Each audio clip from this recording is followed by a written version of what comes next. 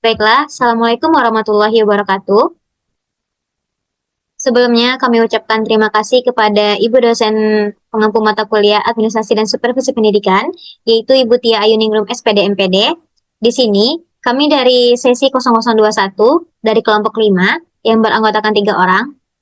Next, di mana saya sendiri Salsabila sebagai moderator dan rekan saya yaitu Siti Sara dan Marisha Kedaningsih. Materi yang akan kami bahas yaitu mengenai cuti pendidik dan tenaga kependidikan, pembinaan dan pengembangan pendidik dan tenaga kependidikan, yang kedua, kenaikan pangkat pendidik dan tenaga kependidikan, yang ketiga, evaluasi kinerja pendidik dan tenaga kependidikan, dan yang keempat, peran guru dalam administrasi pendidik dan tenaga pendidikan.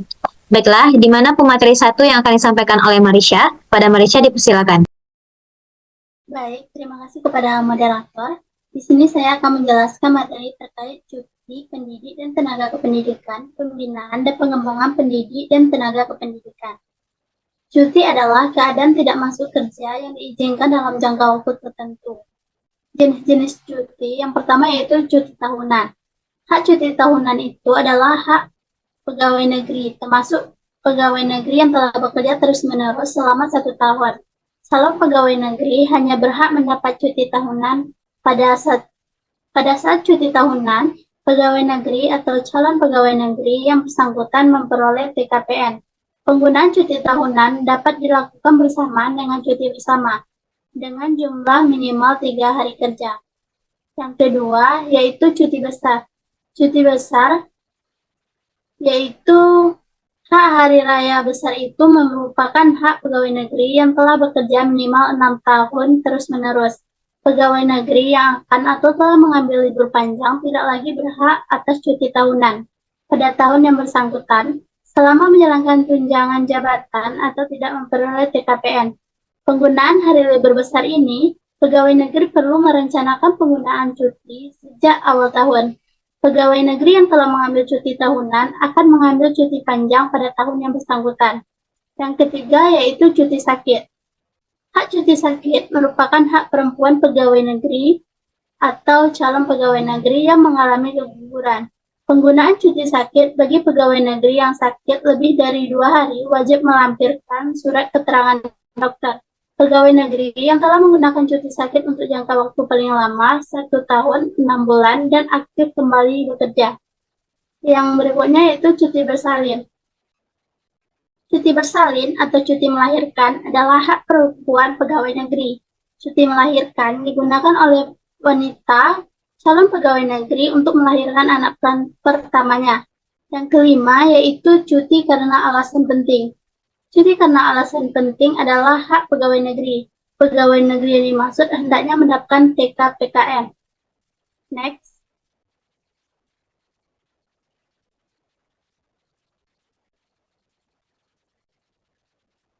Selanjutnya yaitu terkait definisi pembinaan dan pengembangan pendidik dan tenaga kependidikan. Pembinaan dan pengembangan pendidik dan tenaga kependidikan merupakan suatu usaha mendaya gunakan, memajukan, dan meningkatkan produktivitas kerja setiap tenaga kependidikan yang ada di seluruh tingkatan manajemen organisasi dan jenjang pendidik atau sekolah, dan suatu usaha untuk meningkatkan kemampuan teknis, teoritis, konseptual, moral karyawan sesuai dengan kebutuhan atau pekerjaan jabatan melalui pendidikan dan latihan. Next.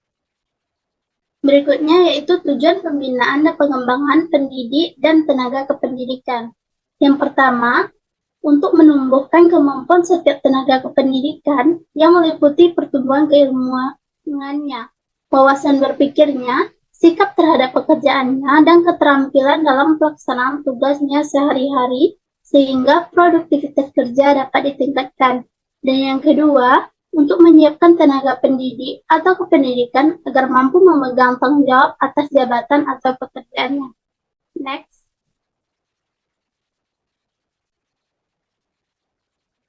Berikutnya yaitu prinsip penyelenggaraan pembinaan tenaga kependidikan.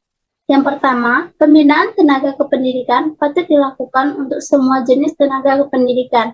Yang kedua, pembinaan tenaga kependidikan berorientasi pada perubahan tingkah laku. Yang ketiga, pembinaan Tenaga kependidikan dilaksanakan untuk mendorong meningkatnya kontribusi setiap individu. Yang keempat, pembinaan tenaga kependidikan dirintis dan diarahkan untuk mendidik dan melatih seseorang sebelum maupun sesudah menduduki jabatan. Dan yang terakhir, pembinaan tenaga kependidikan sebenarnya dirancang untuk memenuhi tuntutan pertumbuhan dalam jabatan. Next. Adapun strategi pengembangan tenaga pendidik dan kependidikan meliputi yang pertama analisis kerja. Analisis kerja dilakukan dengan prosedur kinerja yang dapat dimulai dengan melihat dan membandingkan antara kinerja real tenaga pendidik dan kependidikan dengan standar kinerja yang telah ditetapkan. Apakah sudah sesuai atau tidak dengan standar kinerja yang menjadi suatu patokan. Yang kedua, analisis kebutuhan. Analisis kebutuhan pengembangan tenaga kependidikan didasarkan pada hasil analisis kinerja. Yang ketiga, analisis sumber daya. Ada beberapa macam sumber daya yang diperlukan dalam pengembangan sumber daya tenaga kependidikan, yaitu yang pertama sumber daya manusia, yang kedua biaya, dan yang ketiga fasilitas. Sekian materi dari saya. Baik, saya Siti Sarah akan menjelaskan materi terkait kenaikan pangkat PTK. Nah, di mana setiap personil nanti berhak memperoleh kenaikan pangkat apabila telah memenuhi persyaratan yang diperlukan untuk kenaikan pangkat tersebut. Nah, kenaikan pangkat pegawai negeri sipil diberikan dengan ketentuan sebagai berikut. Yang pertama itu apabila 4 tahun dalam pangkat yang dimiliki dan setiap unsur DP3 sekurang-kurangnya memperoleh nilai baik dalam tahun terakhir. Kemudian 2,5 tahun dalam pangkat yang dimiliki, setiap unsur DP3 sekurang-kurangnya bernilai cukup dalam tahun terakhir tersebut. Ada beberapa jenis-jenis kenaikan pangkat. Yang pertama itu ada kenaikan pangkat reguler. Nah, di mana nantinya kenaikan pangkat reguler ini diberikan kepada pegawai yang telah memenuhi syarat yang telah ditentukan tanpa terikat pada jabatan yang dipangkunya. Nah, contohnya itu seperti seorang pegawai yang bekerja di sebuah kantor, yaitu di kantor pemerintahan, telah memenuhi semua persyaratan yang diperlukan untuk kenaikan pangkat reguler tersebut. Otomatis termasuk memiliki masa kerja yang cukup dan telah menyelesaikan pelatihan yang diperlukan. Maka pegawai tersebut berhak mendapatkan kenaikan pangkat reguler meskipun jabatannya itu telah berubah. Kemudian ada kenaikan pangkat pilihan. Nah, di mana nantinya kenaikan pangkat pilihan ini diberikan kepada pegawai yang telah memangku jabatan struktural atau juga fungsional. Nah, dalam batas-batas jenjang pangkat yang ditentukan untuk jabatan yang bersangkutan. Contohnya itu seperti seorang pegawai yang bekerja di bidang kepegawaian telah menjabat sebagai kepala subbagian kepegawaian. Nah, atau disebut juga dengan jabatan fungsional. Nah, nantinya selama 5 tahun sesuai dengan kebijakan yang berlaku. Untuk naik ke jenjang pangkat berikutnya, yakninya itu kepala bagian kepegawaian, pegawaian tersebut harus memiliki pengalaman kerja minimal itu 5 tahun, di mana di jabatan yang akan dipilih tersebut. Nah, jika pegawai tersebut memenuhi syarat-syarat yang telah ditentukan, maka dia itu berhak mendapatkan kenaikan pangkat pilihan tersebut.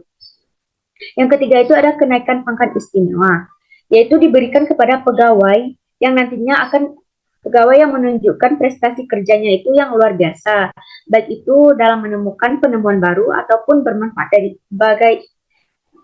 bagi negara.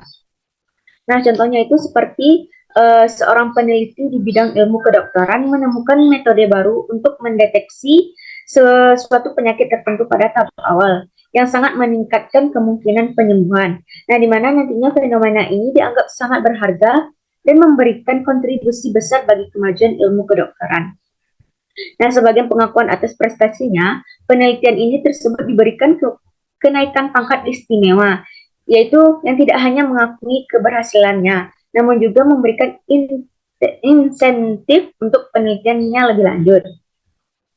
Selanjutnya itu ada kenaikan pangkat pengabdian. Nah, nantinya kenaikan pangkat pengabdian ini yaitu sebagai penghargaan bagi pegawai yang akan mencapai batas usia pensiun dan akan mengakhiri masa jabatannya dengan hak pensiunnya. Contohnya itu seperti seorang pegawai yang telah bekerja selama 30 tahun, di mana dia itu bekerja di sebuah perusahaan penerbangan, yaitu akan segera mencapai usia pensiun. Nah, sebagai bentuk penghargaannya, atas pengabdian dan kontribusinya selama bertahun-tahun bekerja tersebut, perusahaan ini memberikan kenaikan pangkat pengabdian kepada pegawai tersebut sebelum ia pensiun. Nah, hal ini memberikan rasa dihargai atas dedikasi dan kerja kerasnya selama bertahun-tahun. Kemudian ada juga kenaikan pangkat anumerta. Nah, kenaikan pangkat anumerta ini merupakan kenaikan pangkat setingkat lebih tinggi dari pangkat yang dimilikinya, otomatis untuk menghargai pengabdian dan jasa-jasanya kepada negara dan bangsa juga. Nah, contohnya itu seperti seorang militer yang gugur dalam tugasnya untuk melindungi negara. Nah, dapat dianugerahi kenaikan pangkat anumerta. Misalnya itu seperti seorang letnan yang gugur dalam pertempuran, dapat diberikan kenaikan pangkat menjadi kapten secara anumerta sebagai penghormatan atas pengabdiannya yang luar biasa kepada negara. Nah, kenaikan pangkat ini merupakan pengakuan atas pengorbanan yang telah diberikan oleh letnan tersebut untuk kepentingan negara serta juga bangsa. Selanjutnya itu ada kenaikan pangkat dalam tugas belajar. Nah, nantinya kenaikan pangkat ini akan diberikan dalam batas jenjang pangkat yang ditentukan untuk jabatan yang ditampu sebelum yang bersangkutan mengikuti pendidikan atau latihan jabatan, kemudian dilaksanakan berdasarkan ketentuan-ketentuan yang berlaku. Contohnya itu seperti seorang guru yang telah bekerja sebagai guru SD selama 5 tahun. Nah, memenuhi syarat-syarat untuk mengikuti pendidikan S2 pendidikan kependidikan. Setelah menyelesaikan pendidikan tersebut, nah guru ini akan diberikan kenaikan pangkat dalam tugas belajar sesuai dengan ketentuan yang berlaku. Misalnya itu seperti naik pangkat menjadi guru senior. Nah, kenaikan pangkat ini diberikan sebagai pengakuan terhadap peningkatan kualifikasi dan kompetensi yang dimiliki oleh guru tersebut setelah menyelesaikan pendidikan lanjutan. Kemudian ada kenaikan pangkat menjadi pejabat negara.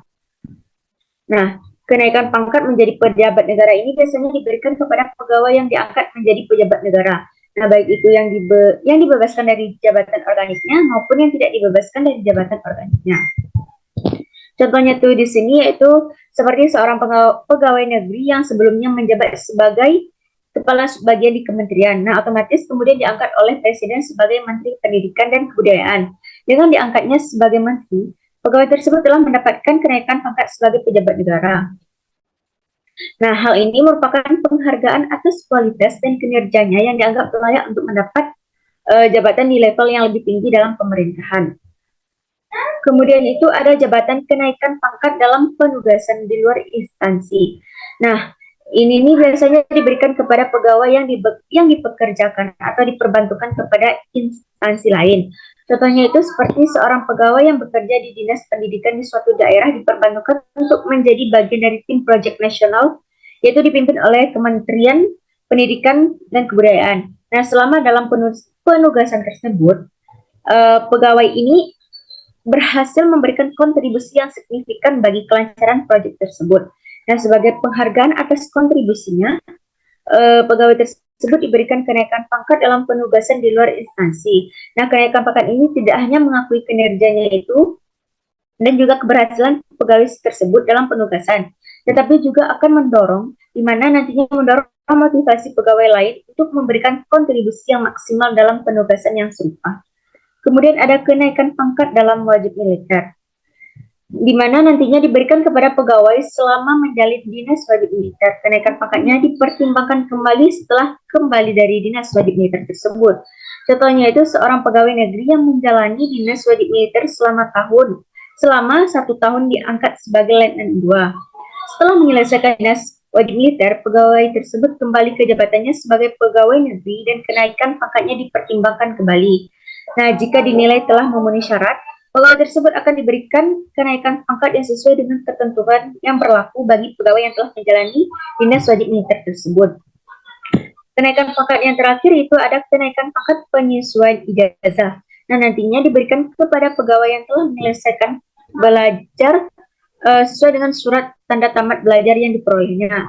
Contohnya itu seperti guru pegawai yang sebelumnya itu hanya memiliki gelar sarjana atau S1.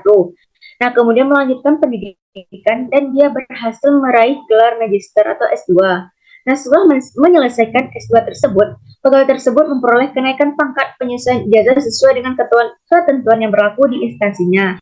Nah, kenaikan pangkat inilah yang menunjukkan pengakuan terhadap peningkatan kualifikasi dan kompetensi pegawai tersebut setelah menyelesaikan pendidikan lanjutannya tersebut.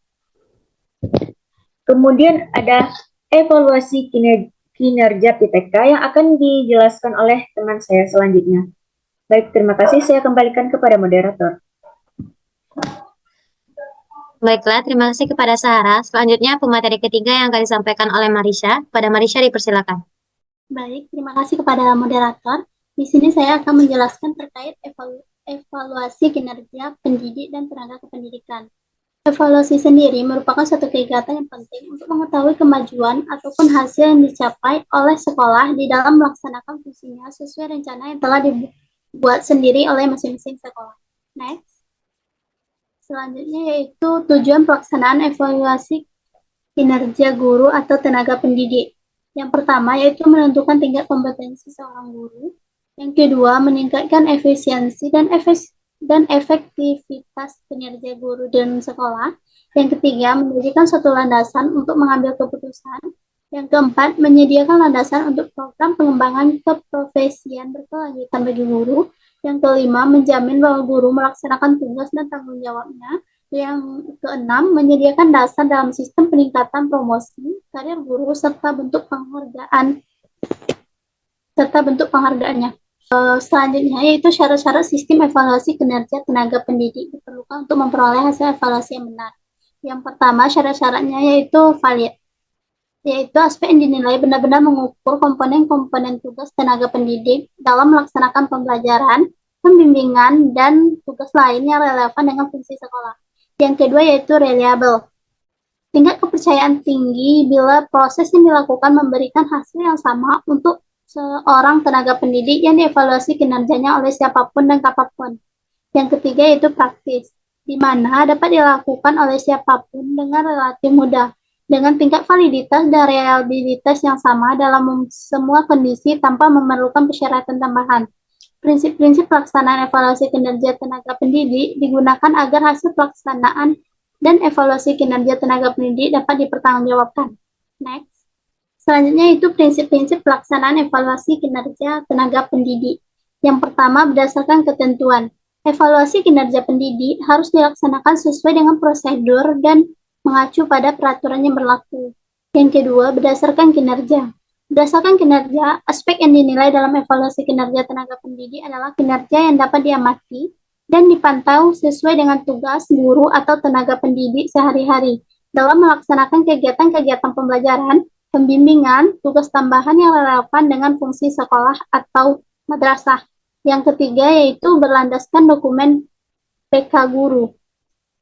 Guru atau tenaga pendidik yang dinilai dan unsur lain yang terlibat dalam proses evaluasi kinerja tenaga pendidik harus memahami semua dokumen yang terkait dengan sistem evaluasi, terutama yang berkaitan dengan pernyataan kompetensi dan indikator kinerja secara utuh, sehingga penilai, guru atau tenaga pendidik dan unsur lain yang terlibat dalam proses evaluasi mengetahui dan memahami tentang aspek yang dinilai serta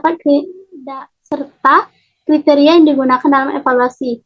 Dan yang terakhir yaitu dilaksanakan secara konsisten, di mana dilaksanakan secara teratur setiap tahun, diawali dengan penilaian formatif di awal tahun dan penilaian sumatif di akhir tahun. Evaluasi kinerja pendidik ini setidaknya dilaksanakan 1 tahun sekali pada tiap sekolah. Evaluasi tersebut dilaksanakan oleh kepala sekolah atau panitia yang ditunjuk langsung oleh kepala sekolah. Sekian materi dari saya kembalikan ke moderator.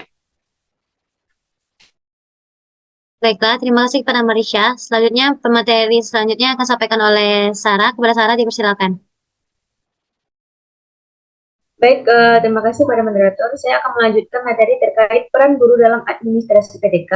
Yang pertama itu adalah membuat buku induk pegawai. Yang kedua, menyiapkan kenaikan pangkat pegawai negeri, pejabat, kepek, cuti, dan lain sebagainya. Yang ketiga itu membuat inventarisasi semua file pegawai. Yang keempat, membuat laporan rutin kepegawaian baik harian, mingguan, bulanan, bahkan sampai dengan tahunan. Yang kelima itu membuat laporan data sekolah dan pegawai. Yang keenam, mencatat tenaga pendidik yang akan mengikuti penataraan. Yang terakhir yaitu mempersiapkan surat keputusan kepala sekolah tentang proses KBM, surat kuasa, dan lain sebagainya. Sekian materi dari saya kembalikan kepada moderator.